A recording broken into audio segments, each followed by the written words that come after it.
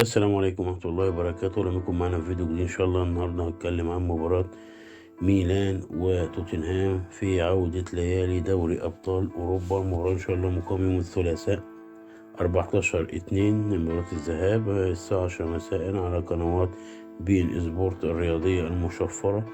طبعا ميلان جاي من المركز الثاني في مجموعته، جمع 10 نقط وجايب 12 جون وعليه 7 أهداف. توتنهام طبعا كان جاي الأول ب11 نقطة، جايب 8 تجوان وعليه 6 أهداف. الاتنين قريبين من بعض في كل شيء، سواء كان في دوري أبطال أوروبا أو في الدوري. طبعا توتنهام في الدوري الإنجليزي في المركز، يعني بيلعب ما بين المركز، نازل ما بين الخامس وطالع للرابع هكذا.